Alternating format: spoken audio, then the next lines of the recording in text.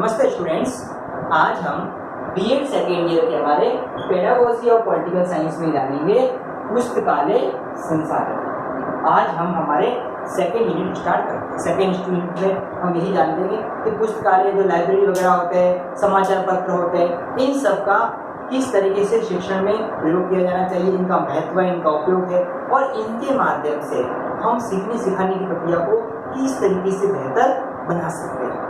एक शिक्षक होने के नाते हमको इसके बारे में, इसके महत्व को समझना होगा कि पुस्तकालय संसाधनों का एक शिक्षक के लिए क्या रोल है, स्टूडेंट्स के लिए क्या रोल है।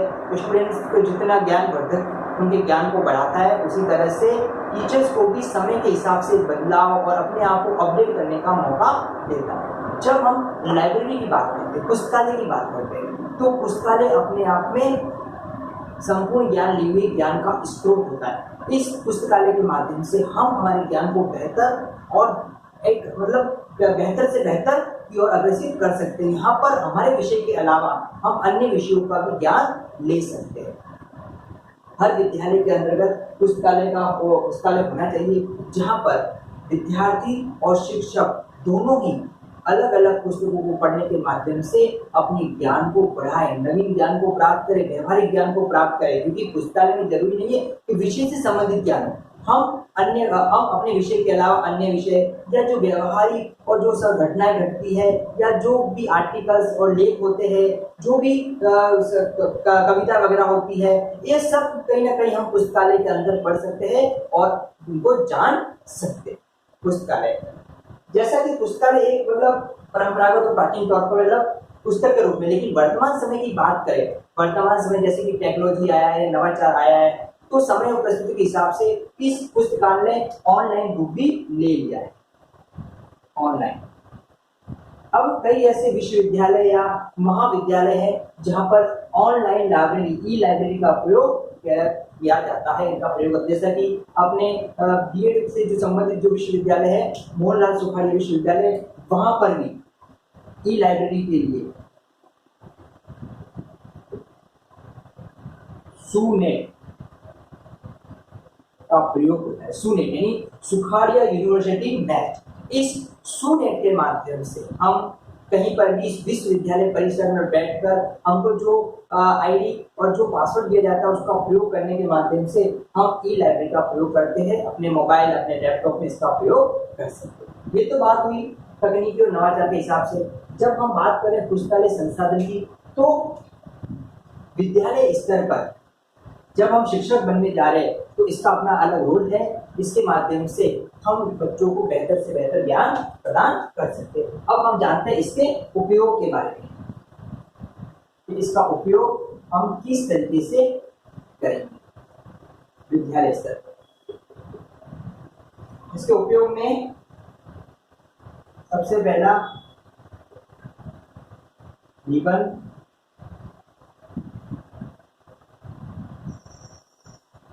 कहानी,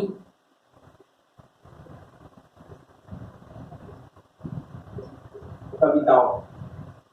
निबंध, कहानी और कविताओं हम पुस्तकालय के अंतर्गत निबंध, जो कहानियां होती है, जो कविताएं होती है, अपनी रचनाओं के तौर पर लिख भी सकते हैं और उनको प्रकाशित करवा भी सकते हैं और हम इनको पढ़ भी सकते हैं। तो इसके माध्यम से हम निबंध, कहानी और कविताओं को जानने का मौका मिलता है। एक शिक्षक और स्टूडेंट दोनों के लिए महत्वपूर्ण तौर पर सामने आता है। इसके अलावा जो अगला है, जो सेकंड है,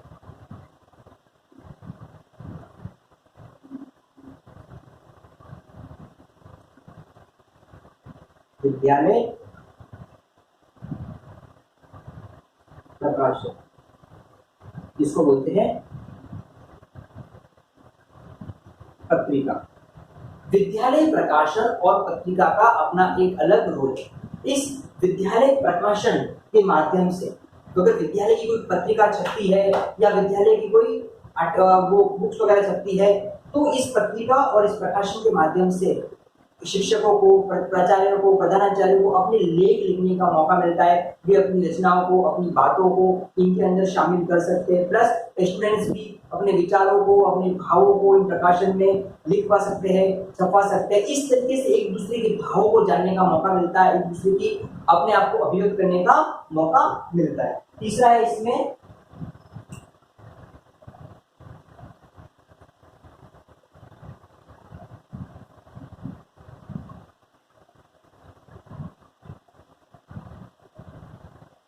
संदर्भ पुस्तकें, रेफरेंस बुक्स।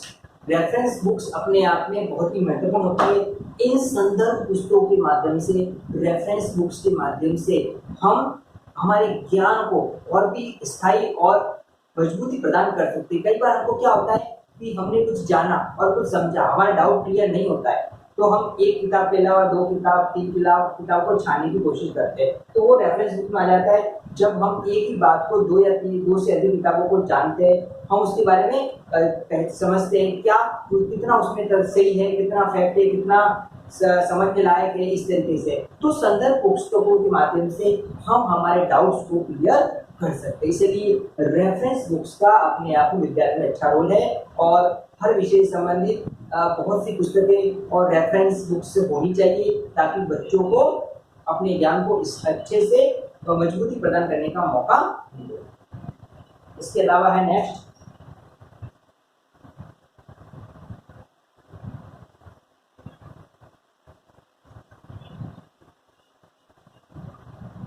पाठ्य पुस्तक।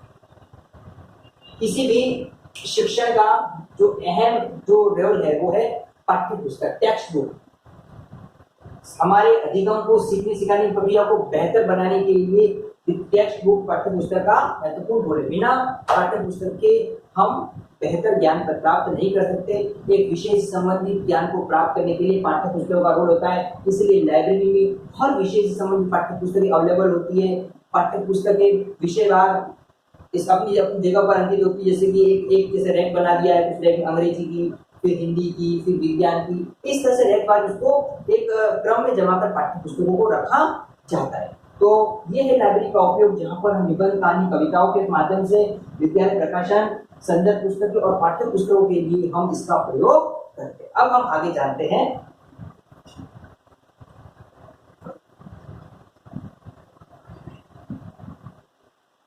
कि जो पत्र पत्रिकाएं होती है, इनका हम संसाधन के रूप में उपयोग किस तरीके से करेंगे।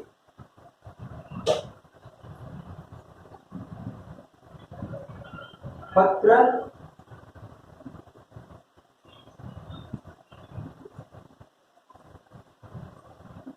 पत्रिकाओं का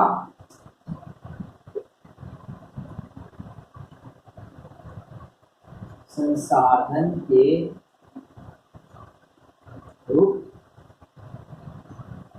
में उपयोग। पत्र पत्रिका का संसाधन के रूप में उपयोग किस तरीके से करेंगे, इसके बारे में हम जानते हैं। सबसे पहले जो बात आ जाती है इसमें,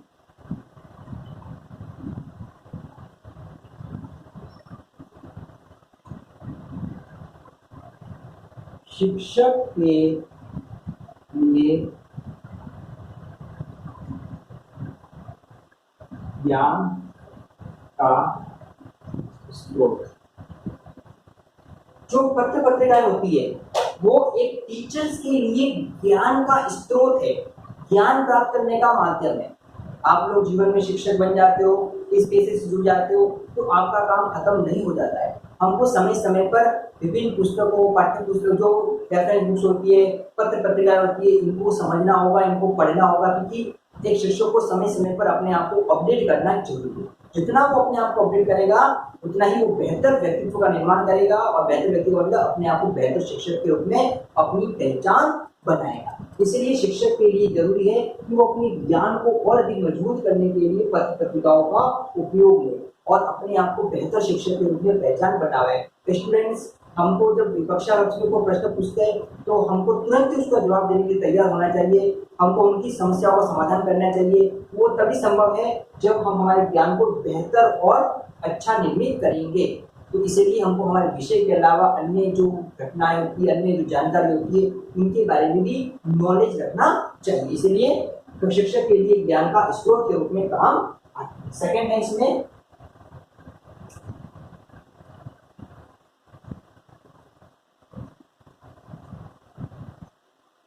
नवीन शिक्षण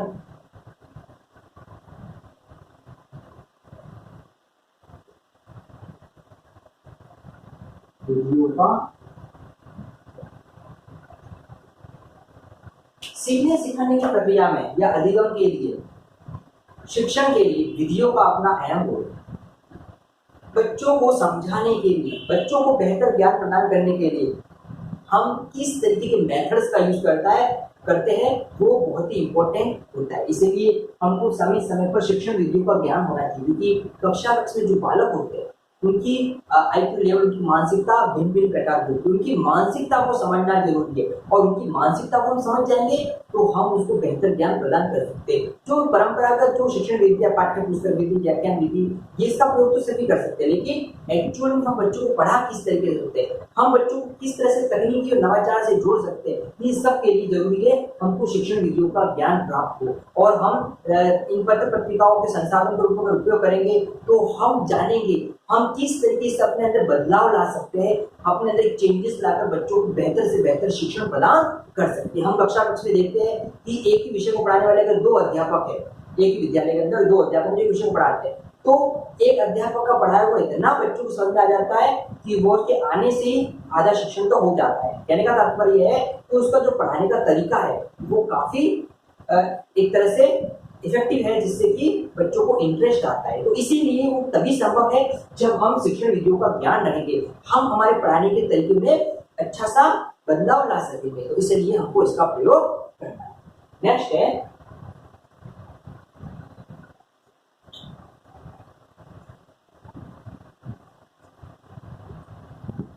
व्यक्तिगत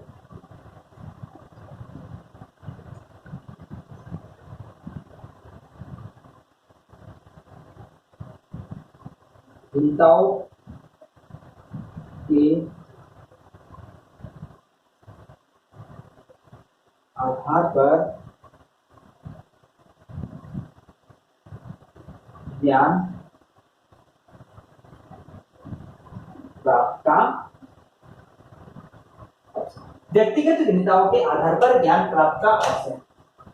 पत्र पत्रिकाओं का अगर प्रयोग करेंगे, संसाधन का प्रयोग करेंगे, तो इसमें व्यक्तिगत भिन्नताओं का ध्यान रखा जाता है। यानी कि इसमें जरूरी नहीं है कि जो उत्कृष्ट बुद्धि का बालक है वही इसको पढ़ सके, मंद बुद्धि, बुद्धि, सब तरीके के बालक इसके प्रयोग अपनी समझ के हिसाब से इसको समझ सकते हैं, इसको जान सकते हैं। लाइब्रेरी सभी के लिए समान रूप से होती है, बस प्रयोग करने वाले का एक नजरिया होता है, उसको प्रयोग किस तरीके से लेता है, हम उसको बेहतर से बेहतर तरीके से प्रयोग ला सकते हैं, हमारे ज्ञान को बढ़ा सकते हैं। इसलिए पुस्तकालय के अंतर्गत व्यक्तिगत भिन्नताओं का ध्यान रखा जाता है। अगला है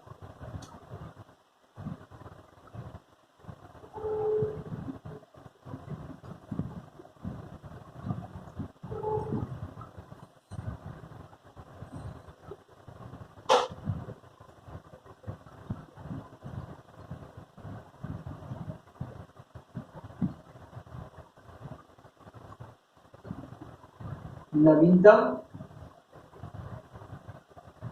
ज्ञान की प्राप्ति। नवीनतम ज्ञान की प्राप्ति पत्र पत्रिकाओं संसाधन के प्रयोग के माध्यम से हमको नवीनतम ज्ञान मिलता है, न्यू नॉलेज मिलता है। क्योंकि हम देखते हैं कि साप्ताहिक, मासिक, वार्षिक जो है पत्र पत्रिकाएं प्रकाशित होती रहती है। अगर हम साप्ताहिक पत्र पत्रिका को देखें तो हर सप्ताह में हमको नया नया ज्ञान प्राप्त होता है, नया नया नॉलेज मिलता है, और इसके माध्यम से हमको बेहतर ज्ञान प्राप्त हो सकता है। इसलिए हमको नवीनतम ज्ञान की प्राप्ति इनके माध्यम से होती है।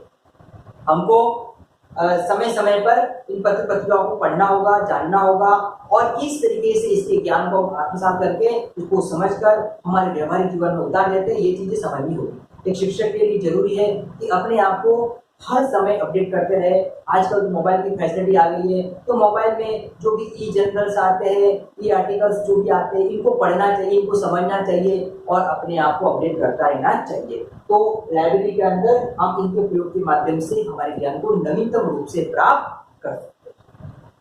अगला है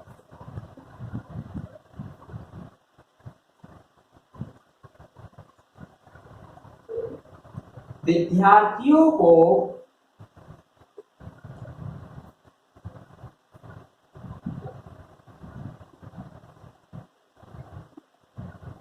उचित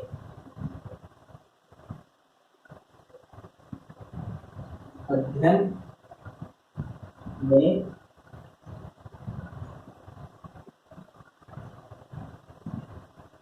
सहायता, पत्र पत्रिकाओं के माध्यम से विद्यार्थियों को उचित अध्ययन में सहायता मिलती है, अच्छे बेहतर अपने आप को शिक्षण के लिए हमको सहायता मिलती है। हमको कैसा ज्ञान प्रदान करना उसके लिए सहायता मिलती है। हम देखते हैं पुस्तकालय में हमारी समस्या का समाधान होता है। हमको कोई प्रॉब्लम्स होती है, कोई क्वेश्चंस होती है, कोई क्वेरी होती है, अगर लाइब्रेरी में जाते हैं तो उसका सॉल्यूशन हमको मिल जाता है। तो हमको उसके बारे में बेहतर से बेहतर जानकारियां मिलती है। हम देखते हैं जैसे आपको भी सत्री कार्य दिया जाता है, तो सत्री कार्यों के समाधान के लिए हम कहाँ जाते हैं, आप लोग लाइब्रेरी में जाते हैं, उससे संबंधित आर्टिकल ढूंढते हैं और उससे टॉपिक ढूंढते हैं और समाधान मिल जाता है। इस तरीके से विद्यार्थियों को उचित अध्ययन में सहायता मिलती है। किस तरीके से अपने आप को बेहतर शिक्षित करना है, बेहतर ज्ञान प्रदान करना है, लाइब्रेरी के माध्यम से एक रास्ता हमको आगे की ओर मिल जाता है। इसीलिए कहते हैं लाइब्रेरी का एक अहम रोल है और इसको हम किस तरीके से प्रयोग लेते हैं, हमारे ज्ञान को बढ़ाने के लिए इसको किस तरीके से प्रयोग लेते हैं, ये हमारे नजरिए पर जाता है।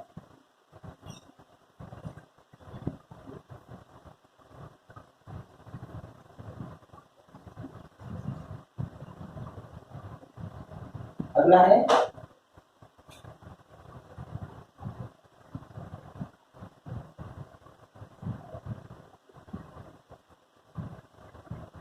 अवकाश का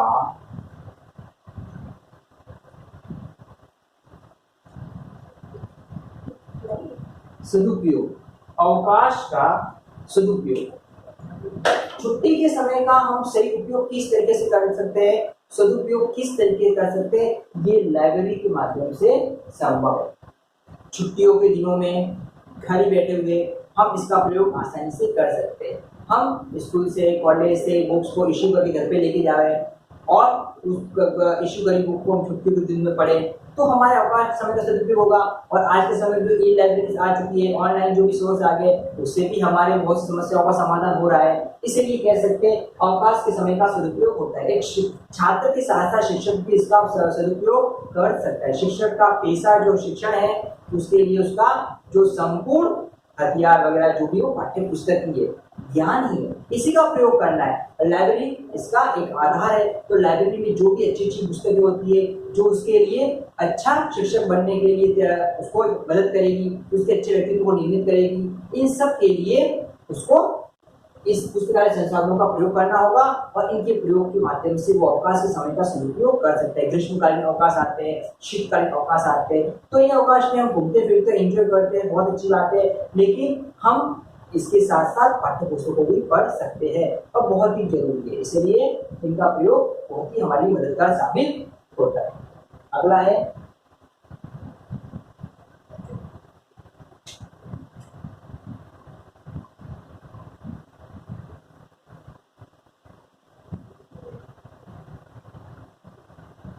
वैज्ञानिक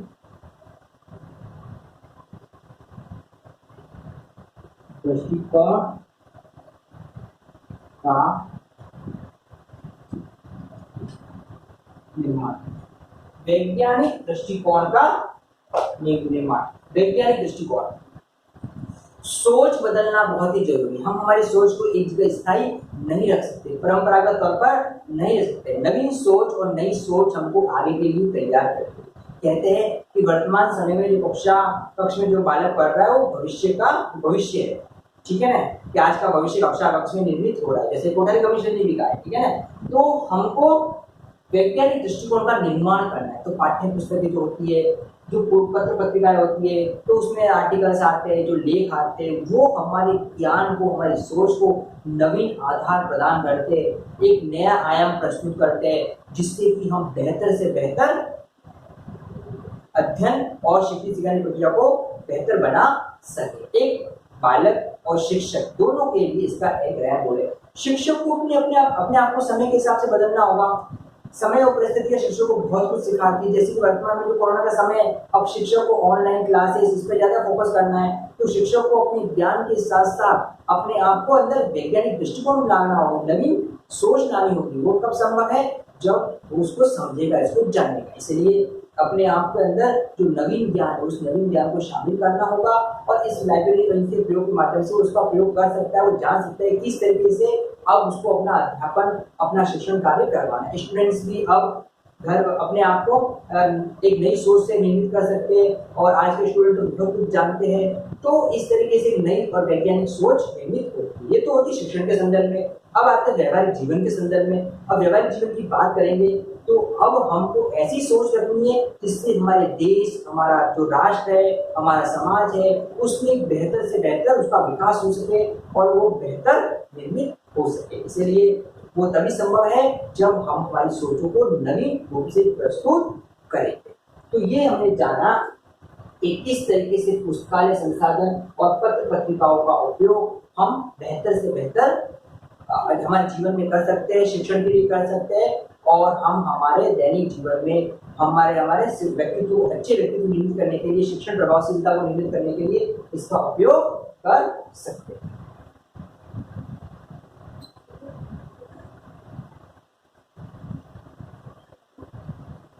अब जैसा कि हमने जाना कि पुस्तकालय संसाधन का उपयोग, तो जैसा कि हम समझ रहे हैं कि पुस्तकालय संसाधन का उपयोग के माध्यम से हम इसलिए समझ रहे हैं क्योंकि आप लोग आने वाले समय में भावी शिक्षक हो और आपको इसके बारे में जानना होगा।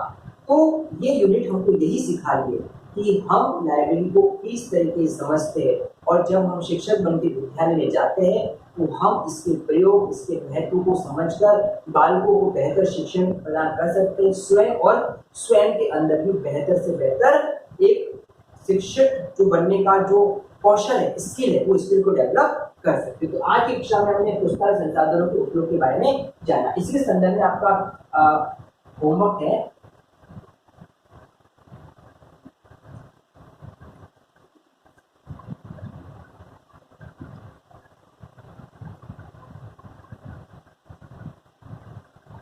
पुस्तकालय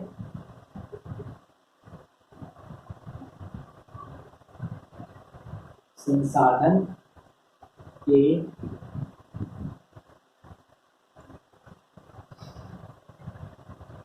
उपयोग को बताइए। पुस्तकालय संसाधनों का क्या उपयोग है, इसके बारे में आपको अपना कार्य करना है। फ्रेंड्स, जैसा कि आपको पता है कि कोरोना का समय चल रहा है, इसमें हमको सावधानी और सतर्कता रखनी। जब भी घर से बाहर निकले ऊपर मास्क बांधकर और सावधानी के साथ बाहर निकलना है। स्वयं के साथ साथ अपने परिवार और अपने आसपास में जागरूकता चलाना। Thank you.